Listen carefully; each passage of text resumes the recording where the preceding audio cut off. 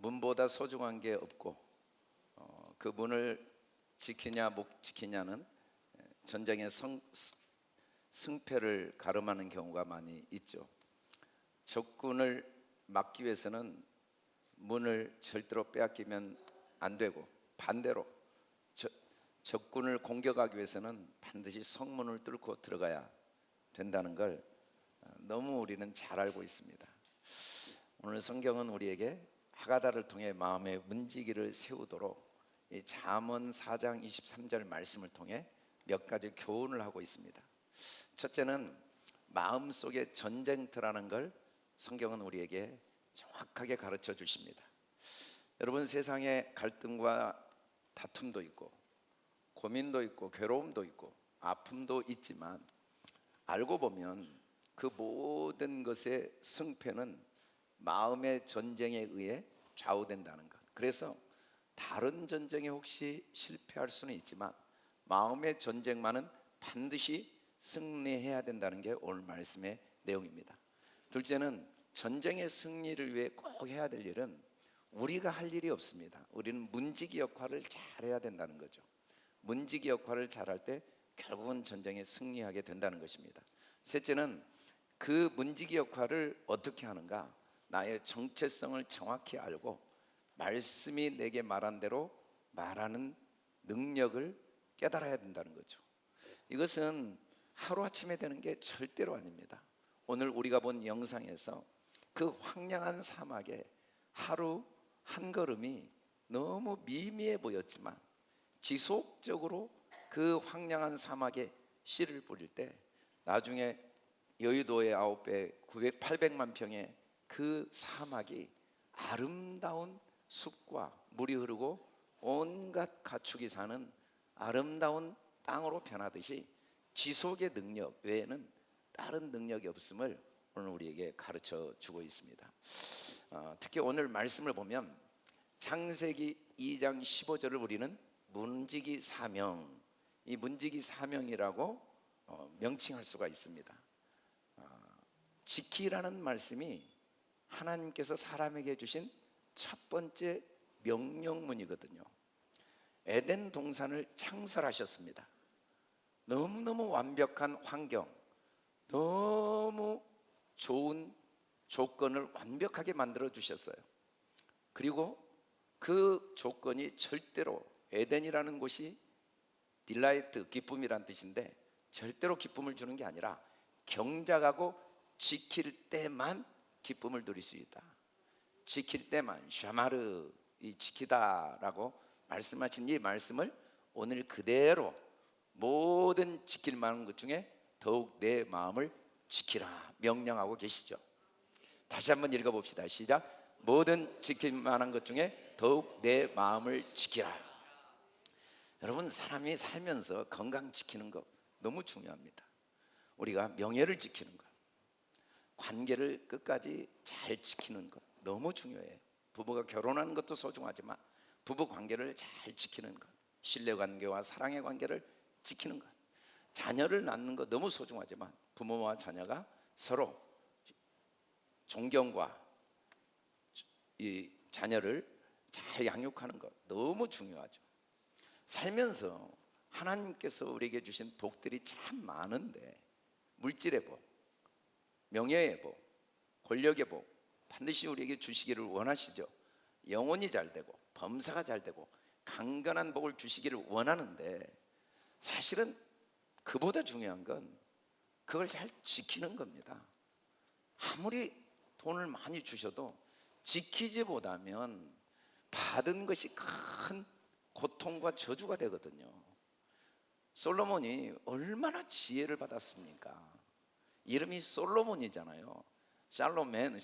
샬롬맨이라는 이 말이 샬롬이 온 삶에 다 완벽하게 이루어졌다. 그게 솔로몬이거든요. 샬롬. 정말 솔로몬보다 화평, 평안 시대를 이룬 사람은 역사 속에 없었어요. 나라를 얼마나 평안하게 강대하게 만들었든지 주변의 모든 국가들이 약 700개 부족이 솔로몬에게 찾아와서 화평을 원했거든요. 참 솔로몬이 아내가 몇 명이었을까요? 할렐루야. 웃으면서 들읍시다. 웃으면 복이 옵니다. 우리 좌우 옆 사람 사랑합니다.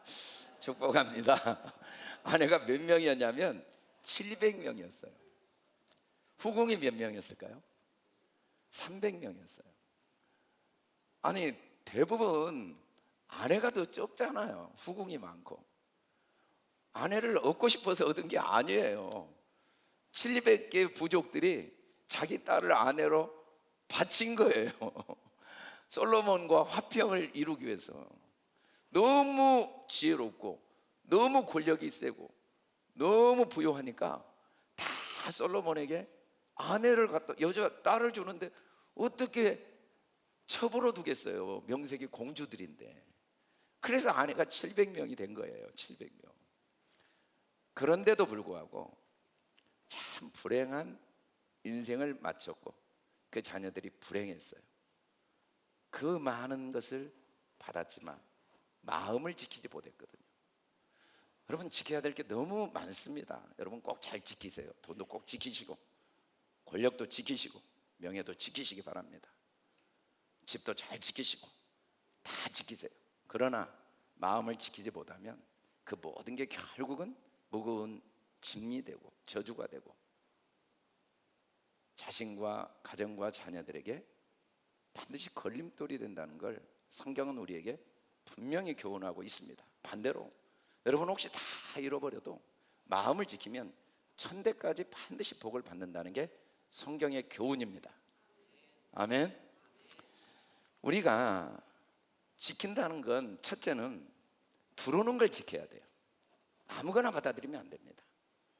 어떤 것이라도 그냥 받아들이면 반드시 우리를 죽이고 멸망시키고 도적질 해버립니다.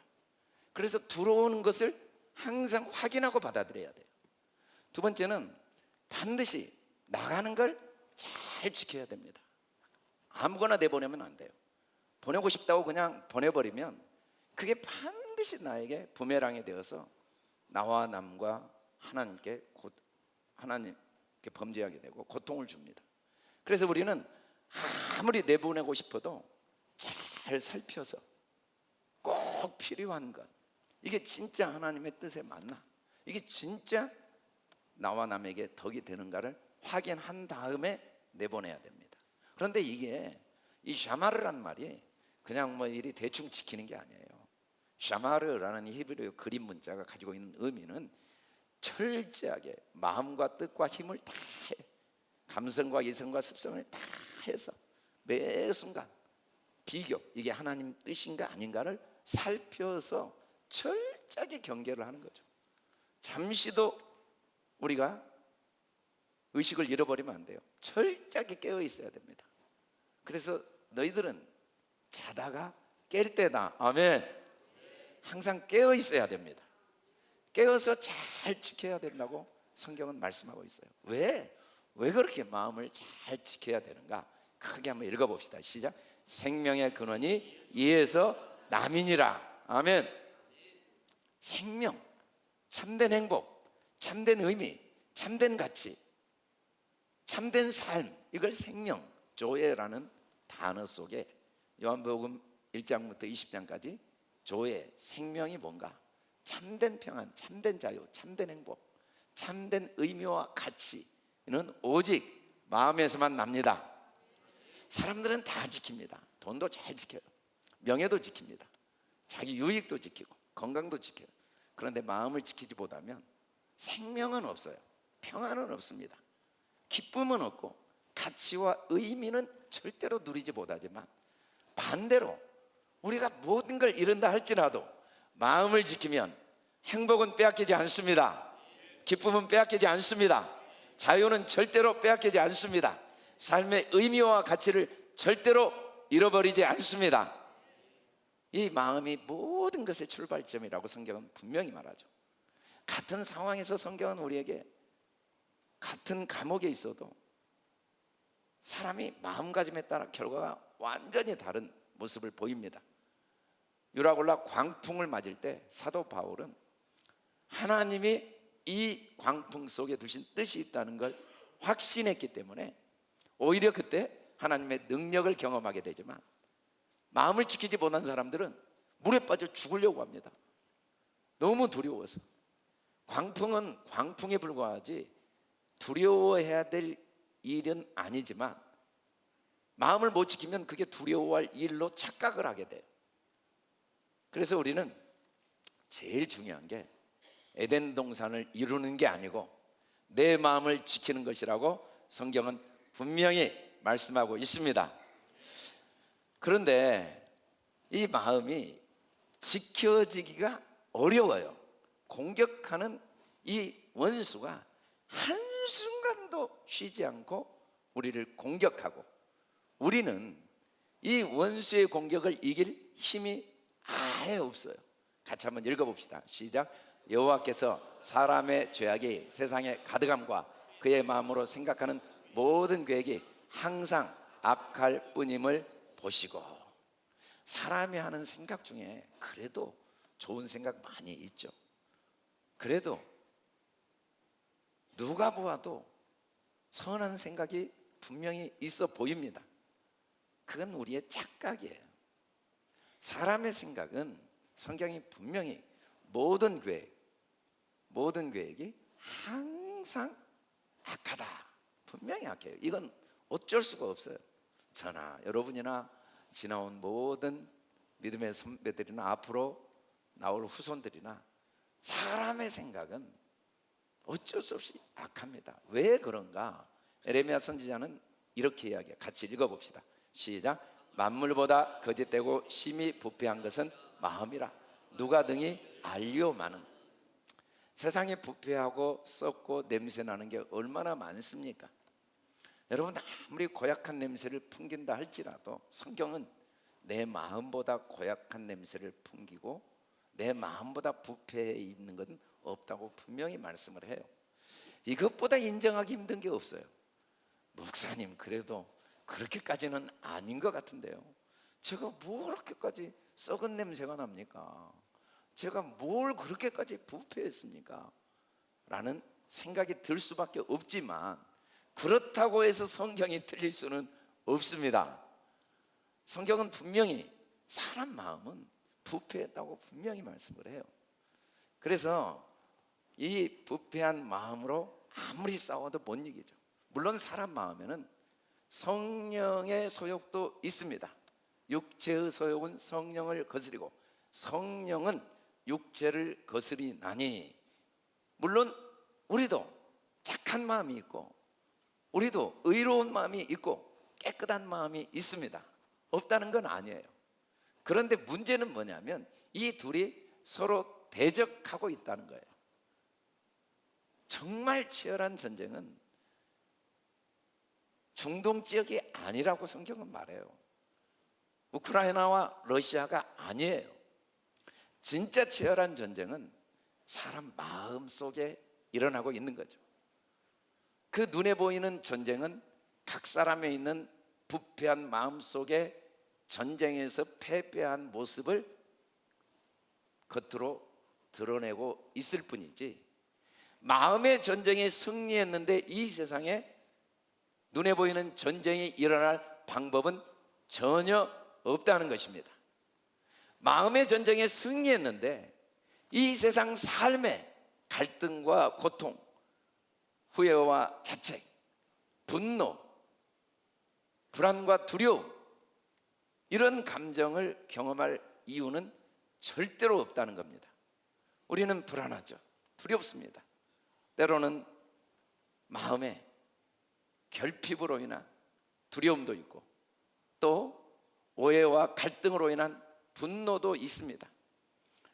겉으로 보면 눈에 보이는 환경 때문 같고 사람 때문인 것 같지만 성경은 분명히 마음의 전쟁에 실패한 결과라고 말씀을 하고 있습니다. 그래서 너무 감사한 게 우리의 삶에 일어나는 여러 어려움들은 내 마음의 전쟁에 내가 어느 정도 승리하고 있고 어느 정도 패배하고 있는가를 보여주는 소중한 거울이기 때문에 걸어온 걸음걸음 삶의 모든 사건이 너무 소중하지 않을 수가 없다는 것입니다. 도대체 이 전쟁에서 우리는 왜 그렇게 패배할까요? 이유는 몸 때문입니다. 몸. 우리가 육체의 소욕이 반드시 이기는 이유는 우리가 육체를 가졌기 때문이에요. 물론 우리가 육체가 죽은 다음에는 이런 백전백패를 하지 않겠지만 육체가 있는 동안에 우리는 백전백패의 경험을 하지 않을 수가 없다는 거예요. 육체는 소욕이 있습니다. 식욕이 있죠. 색욕이 있습니다. 또 명예욕이 있고 권력욕이 있고, 우리는 육체의 욕구를 하나님이 주셨기 때문에 욕구는 아무 문제가 없어요. 욕구는 소중한 겁니다. 욕구를 통해 우리는 성장과 발전을 하고 또 다양한 경험을 해요. 그런데 문제는 뭐냐면 이 욕구가 좌절될 때 반응이 문제입니다. 욕구가 좌절될 때 우리는 나도 모르게 누군가를 탓합니다. 무언가를 탓합니다. 옛날에 그때 그 선택을 해서 그 사람을 만나서 그 상황이 되어서, 그러다가 조상 탓을 합니다. 그것도 부족하면 하나님 탓을 합니다. 하나님 왜 그러시는 거예요? 우리는 탓을 하고 그 탓이 결국은 낙담으로 가죠. 어쩔 수 없어, 나 같은 놈이 뭐 내가 그렇게 사는 거지, 내 주제. 그리고는 자기 자신을 포기하고 무기력과 나태에 빠지는 본성이 있다는 거예요. 욕구는 아무 문제가 없는데 욕구에 대한 반응은 우리를 불행하게 만들죠. 육체의 욕구가 아예 없으면 얼마나 좋겠어요. 그러나 육체의 욕구가 없으면 이 땅에 우리가 태어날 이유도 없고, 육체의 욕구가 없다는 건 가장 불행한 일이에요. 욕구는 너무 소중해요. 여러분, 아프면 반드시 건강을 위해 기도해야 됩니다. 경제적으로 어려우면 반드시 이 경제 문제가 해결되고 여유롭도록 간절히 기도해야 됩니다. 관계의 어려움은 반드시 해결돼야 됩니다. 그런데 문제는 그게 당장 이루어지지 않을 때 마음에 낙심하거나 원망하고 포기해서는 안 된다는 거죠. 그런데 우리가 이런 일에 나도 모르게 빠져들어요. 그러다가 문제가 해결되면 이제 또 욕구가 충족되면 이제는 자기 자신이 자격이 있다고 착각을 합니다. 내가 기도를 많이 해서, 내가 하나님께 헌신을 해서. 여러분, 아무리 기도를 많이 해도 문제가 해결 안 된 사람도 있습니다. 아무리 헌신을 해도 어려움을 겪는 사람들이 성경에 너무 많이 있어요. 그렇게 하나님께 신실했는데 결과적으로 일찍 죽은 사람도 있습니다. 그러니까 원인이 아니고 은혜지, 자격이 아니고 하나님의 절대적인 은혜지, 원인이 아닌데도 은근히 자기 그게 권리고 자격이라고 생각하고 그때부터 남을 비난하게 됩니다. 남을 무시하고 자기에게 당연한 자격과 권한이 있다고. 우리가 어떻게 예수님 믿었습니까? 성경은 분명히 말합니다. 제가 어떻게, 그러면 여러분 대답을 해주셔야 돼요. 은혜로. 그러면 다 끝나요. 우리가 어떻게 예수님을 믿었습니까? 우리가 어떻게 지금까지 신앙을 유지했습니까? 우리가 어떻게 주님을 섬겼습니까? 그거 다 은혜인데 자격이라고 착각을 해요. 그리고 판단을 합니다. 비교하고. 이 육체의 소욕, 교만이 언제 깨지냐면 이제 실핏줄이 터져서 뇌성마비로 눕거나, 아니면 재산이 한순간에 예측하지 못한 일로 날리거나, 아니면 나이가 들어 이제 호흡이 약해지고 죽음이 다가오면 그때서 내가 할 수 있는 일이 이렇게 없었나? 내가 내 스스로 손가락 하나도 움직일 수 없는 존재였는가? 그때서 깨닫고 살아있는 동안에는 하늘을 찌르듯 교만이 항상 온몸에 가득 채워져 있습니다. 말을 해도, 표정을 지어도, 행동을 해도 마음의 판단이 멈추질 않습니다. 정죄가 멈추질 않습니다. 계속 무의식 중에 가끔 그런 이야기를 하시더라고요. 저한테 와서 어떤 분을 만났는데, 야 진짜 그분 그 정도 되면 사람 참 많이 만나봤는데 어깨에 뽕이 들어갈 만도 한데 전혀 그러지 않아요. 그런 분을 만났다고 저한테 자랑하시는 분을 본 적이 있어요. 그게 능력입니까? 그게 자격입니까? 그게 무엇입니까? 은혜 받은 자의 열매입니다. 은혜 받은 자의 열매. 그런데 우리는 은혜를 몰라요. 은혜를 누리지 못해요. 지금도 예배를 드리지만 은혜보다는 문제가 훨씬 많아요. 할렐루야, 할렐루야.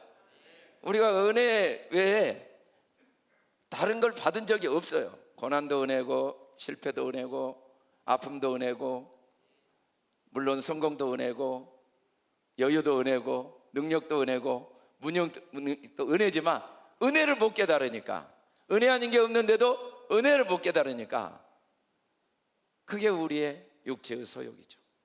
어떻게 이 마음의 전쟁에 이길 수 있을까요? 할렐루야. 같이 한번 크게 읽어봅시다. 시작. 너희는 이 세대를 본받지 말고 오직 마음을 새롭게 함으로 변화를 받아 하나님의 선하시고 기뻐하시고 온전하신 뜻이 무엇인지 분별하도록 하라. 이 세대는, 세상은 다 교만과 절망의 시계추입니다. 안 되면 항상 불안하고 괴롭고 억울하고 자책하고 낙심하고, 잘 되면 은근히 교만하고 비교하고 무시하고 판단하고, 이 시계추를 왔다 갔다 하는 게 이 세대예요. 이게 세상입니다. 우리가 눈뜨고 사는 세상은 온통 이 세상 가치관으로 완벽하게 둘러싸여 있는데, 이 세대를 본받지 말고 오직 마음이 새롭게 돼야 됩니다. 마음이 변화를 받아야 됩니다. 그런 모습은 어떤 경우에도 하나님의 선한 뜻을 찾습니다. 하나님의 기뻐하신 뜻을 찾습니다. 하나님의 완벽한 뜻을 찾습니다. 문제가 없습니다. 그 속에 하나님의 선한 뜻이 있습니다. 그 사건 속에 그 아픔과 실패는 아픔이고 실패고 갈등이고 절망이고 좌절이지 아무 문제가 없어요. 그 속에 온전한 뜻이 있습니다. 그걸 통해 꼭 주시는 선물이 있습니다. 그걸 통해 꼭 누리는 은혜가 있습니다. 이걸 항상 생각하는 게 이 세대를 본받지 않는 마음이죠. 마음. 그래서 우리는 항상 생각을 해야 돼요. 항상 깨어 있어야 돼요. 의식이 잠들어 버리면 안 돼요. 자다가 깰 때입니다. 할렐루야. 항상 깨어 있어야 돼요. 내가 이 세대를 본받고 있는가, 아니면 마음을 새롭게 해서 변화를 받았는가, 항상 깨어 있어야 됩니다. 눈은 감아도 깨어 있어야 됩니다. 잠은 들어도 깨어 있어야 됩니다. 눈물을 흘려도 깨어 있어야 됩니다. 고난이 있고 시련이 있고 허물과 연약함이 드러나도 깨어 있어야 됩니다. 깨어 있으면 마음의 변화를 받게 됩니다. 그런데 이 변화의 출발점, 마음을 새롭게 하기 위해서는 우리가 먹는 것을 잘 선택해야 됩니다. 마음이 깨어있기 위해서, 마음이 변화를 받기 위해서는 음식이 제일 중요합니다. 우리 좌우 옆선에 잘 먹읍시다. 잘 먹읍시다. 먹는 게 보약입니다. 절대로 세상 뉴스 동서남북, 이걸 소음이라고 하죠. 소음, 소문과 소음. 소음과 소문은 다 지나가는 것들이에요. 여기에 귀를 기울이면 안 돼요. 그럴 수도 있지만 다 지나가는 것들입니다. 그 이야기도 사실이지만 다 부분적인 겁니다. 그 말도 너무 맞지만 다 일시적인 겁니다. 그래서 마음에 담으면 안 됩니다. 누가 나 정말 더 믿을 수 없어, 그것도 뉴스, 소문입니다. 지나 어느 날 또 나는 당신만 믿어, 그렇게 말할 날이 올 겁니다. 누가 또 당신을 내가 믿어, 그래도 마음에 담아두면 안 됩니다. 어느 날 나 당신 도저히 못 믿겠어 말할 것입니다. 두 가지 다 지나가면 돼요. 저도 뭐 집회를 다니면 그때만 보잖아요. 목사님 존경합니다. 지나가는 소리인 줄 너무 잘 알기 때문에 그냥 옵니다. 평생 멘토로 삼고 싶습니다. 다 지나가는 소리입니다. 평생 그럴 줄 몰랐습니다. 절대로 안 잊을 거예요. 또 그럴 수도 있습니다. 그것도 지나가는 소리예요. 다 각자가 말하고 싶은 대로 말하게 존중을 해줘야지, 그걸 내 마음에 담으면 내 인생이 불행합니다. 우리는 비교, 분노, 염려 얼마든지 할 수 있어요. 어떻게 그걸 못해요? 어떻게 그걸 못하게 하겠어요? 당신 나한테 화내지 마, 당신 나한테 분노하지 마, 당신 나 비교하지 마. 어떻게 그렇게 할 수 있어요? 그러나 마음에 담지 않는 건 내가 할 수 있습니다. 사람들이요, 쓰레기를 정말 못 버리는 그 병이 있는 사람들이 있는데, 눈에 보이는 쓰레기는 잘 버리는데 눈에 보이는 쓰레기를 못 버리는 사람 몇 명 안 돼요. 저장 강박증 환자는. 그런데 언어의 쓰레기는 절대로 안 버려요. 10년이 지나도 또 그 상처 준 말, 비교한 말, 그 말을 또 다시 되새겨요. 특히 부부간에. 할렐루야. 그건 담지 맙시다. 그건 정크푸드. 깨끗이 태워서 소각장에 깨끗이 없애고 다시는 거듭 말하지 맙시다. 허물은 다시 거듭 말하지 맙시다. 그리고 건강한 식단 먹어야 돼요. 항상. 그래도 참된 게 있거든요. 그래도 소중한 게 있어요. 그래도 정말 사랑받을 만한 게 있고, 그래도 감사할 게 있습니다. 그래도 찬양할 게 있습니다. 이걸 끊임없이 먹는 거죠. 끊임없이. 같이 한번 읽어봅시다. 시작. 그들에게 이르시되 삶과 모든 탐심을 물리치라. 사람의 생명이 그 소유에 넉넉한 데 있지 아니하니라. 성경이 말한 탐심은 소욕이 아닙니다. 소욕은 소중한 거예요. 건강하고 싶고, 여유롭고 싶고, 자유롭고 싶고, 행복하고 싶고, 평안하고 싶고, 너무 좋은 소욕입니다. 즐겁고 싶고, 오래 살고 싶고, 이런 소욕을 누가 줬겠어요? 하나님이 주셨어요. 그런데 탐심은 그 상황 때문에 불평하고 원망하는 거죠. 그 소욕을 가졌지만 현재 병이 들었다면 건강하게 반드시 해줄 하나님을 확신하고, 아직도 이 병을 치료하지 않는 하나님의 선한 뜻도 확신하고, 그리고 마음만은 기쁘게 유지하는 게 탐심을 물리치는 겁니다. 그런데 탐심에 가득한 사람들은 하나님의 선한 뜻에 관심이 없어요. 결과가 중요해요. 결과. 무조건 나서야 돼. 자기가 모든 걸 주관하려고 해요. 하나님이 모든 걸 완벽하게 주관하고 계신다는 사실을 인정하지 않고, 하나님이 하시지 않는 일이 없습니다. 하나님이 하신 일 중에 나에게 선하지 않는 일이 없습니다. 나를 기쁘게 하지 않는 일이 없습니다. 그 자체로 완벽하지 않는 게 없습니다. 어린아이는 기어 다녀야 완전한 겁니다. 아멘. 저는 태어나자마자 효자여서 걸어 다녔다고 우리 어머니가 항상 그러시더라고요. 근데 그런 사람 아직 없다고 그래요. 저 말고는. 우리 어머니가 딸 둘을 낳고 저를 낳고 아들이 너무 귀하여서 막 태어났는데 환상을 보신 것 같아. 누워있는 내가 막 뛰어다니는 것으로. 그래서 자주 그러시더라고. 너는 태어날 때부터 뛰어다녔어야. 어린아이가 태어날 때부터 뛰어다니면 얼마나 소름이 끼치겠습니까? 누워 있어야 완전한 겁니다. 아멘. 모든 게 나름대로 완전합니다. 그래서 우리는 항상 문지기를 두고 생각을 해야 돼요. 참된 거 아니면 다 거절해야 돼요. 일정하게. 참된 건 절대로 변하지 않습니다. 경건한 것, 하나님을 항상 의식하고 옳은 것만 생각해야 돼요. 그 사람 틀렸어, 그런 건 잊어버려요. 다 옳아요. 다 옳아. 나름대로 다 옳습니다. 다 이유가 있습니다.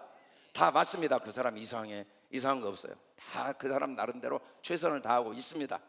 나름대로 다 이유가 다 있어요. 그 사람 핑계 없는 무덤이 없습니다. 자, 자꾸 인정해야 돼요. 아니야, 그 사람 그래도 틀렸어. 아니야, 돌아서면서 그래도 이상해. 말이 안 돼. 다 그쪽에 그 사람 편에 가보면 말이 됩니다. 아멘. 그래서 인정하는 훈련이 필요해요. 그리고 모든 걸 깨끗하게 보고, 어떤 경우에도 다 사랑스럽습니다. 정말 하나님이 우리를 얼마나 사랑하시는지. 우리는 이 땅에 사랑받기 위해 태어났습니다. 사랑을 너무너무 많이 받고 있습니다. 하나님이 나를 얼마나 사랑하시는지를 아들을 십자가에 내어주시면서 확증했습니다. 나는 아무도 사랑 안 해. 돈도 없어가지고.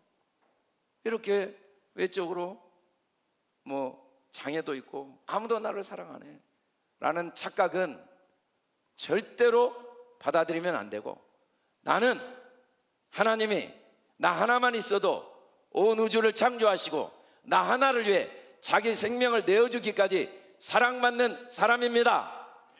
그 사실이 십자가잖아요. 아멘. 그걸 받아들여야 돼요. 나같이 행복한 자가 어디 있는가? 하나님은요, 우리가 한 작은 것도 하나도 잊지 않고 반드시 거기에 1000배, 10,000배, 1000대까지 복을 주십니다. 혹시 내가 잘못하면 3, 4대의 고통을 주실 수밖에 없죠. 변화되도록. 그러나 아무리 작은 것도 반드시 1000대까지 복을 주십니다. 무슨 기림이 있든지. 그래서 우리도 하나님처럼 생각해야 돼요. 아멘. 하나님처럼 생각해야 됩니다. 같이 한번 읽어봅시다. 로마서 10장 10절 시작. 아멘. 우리가 그리스도의 말씀을 들음으로 믿음이 생기는데, 그 믿음을 입으로 선포해야 구원에 이릅니다. 믿음을 입으로 고백할 때 구원이 삶의 능력으로 나타납니다. 믿음으로 구원을 받았는데 입으로는 그래도 힘들어, 안 될 것 같아, 어쩔 수 없어, 나 같은 것이 그렇지 뭐. 이게 겸손이 아니에요. 하나님의 은혜를 헛되게 하는 교만입니다.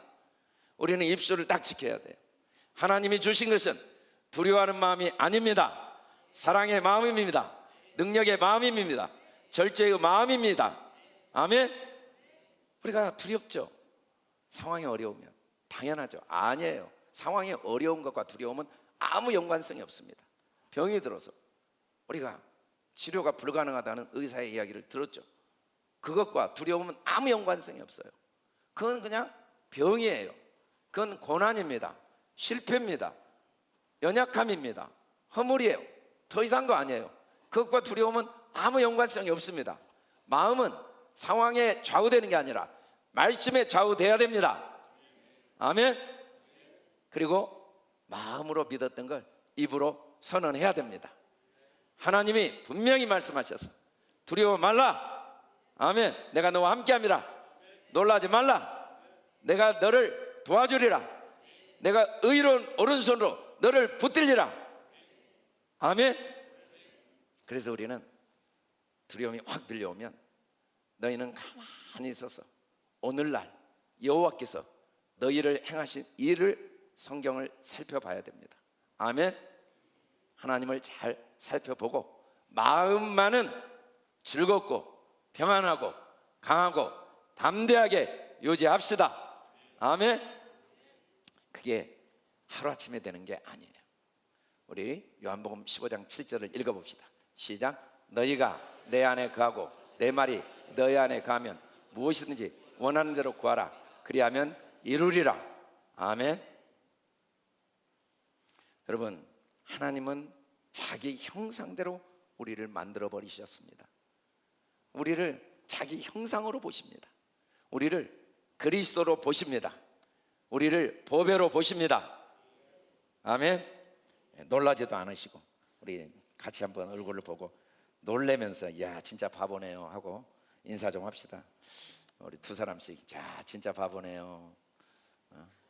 인사 좀 하세요. 진짜 바보시네요. 너무너무 바라볼수록 보배드리네요.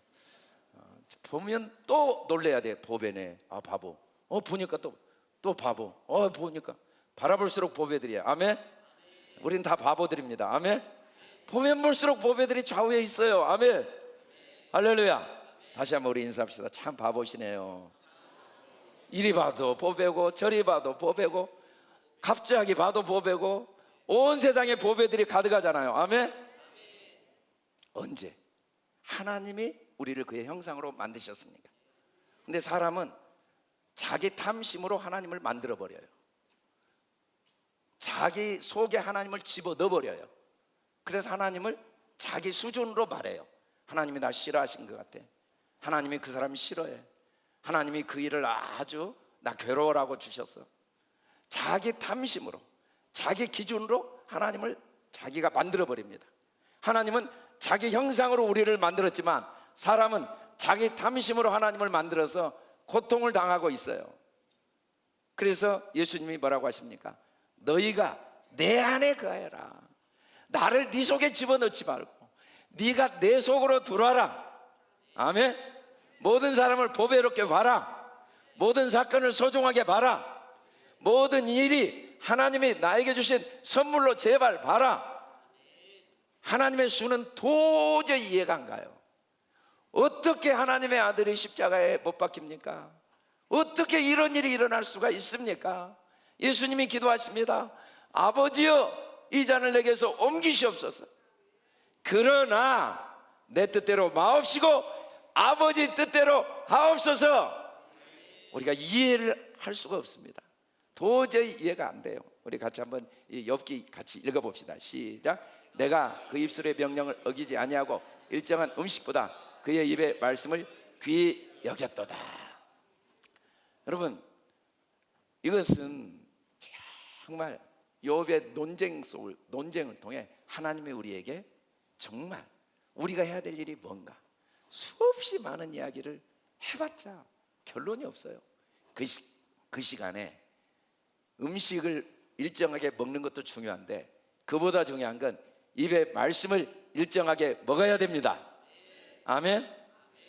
일정하게 매일 나가서 씨를 뿌렸더니 그 황량한 사막이 푸른 숲이 되고 아름다운 물이 흐른 것처럼 일정하게 말씀을 계속 선포하고 읊조리고 그러는 중에 내가 주님 안에 거하게 되고 그래서 주님의 말씀이 내 양식이 되어서 어느 날 내 마음이 푸른 숲이 될 수가 있습니다.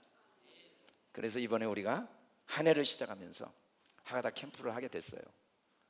여러 곳에 전국에서 오는데 지난주 하가다 수양회를 갔는데 그곳에 사업하시는 대표 몇 분이 오셨더라고요. 저녁 예배만 참석하려고 왔다가 저한테 끝나고 물어보는 거예요. 목사님, 제가 1년 중에 제일 중요한 일을 이번 주 월요일부터 일주일간 해야 되는데 이 일을 안 하면 사업에 어려움이 있는데 거기를 가서 사업을 잘해서 하나님께 영광을 돌리는 게 좋을까요? 아니면 그거 하나님께 맡기고 일주일 동안 이 수요일까지 10번의 강의를 듣는 게 좋을까요? 저한테 왜 물어보세요? 물어보나 마나요. 저는 말씀이 전부예요. 돈, 명예, 권력, 뭐 세상 어떤 것보다 말씀 없으면 아무 소용이 없지만 말씀 있으면 다 좋으니까 10번 더 참석하세요. 그래요? 알았습니다. 아내와 그 직원들까지 다 데리고 가서 10번 다 참석하고 수료증을 받으면서 집에 식사 초대를 하더라고요.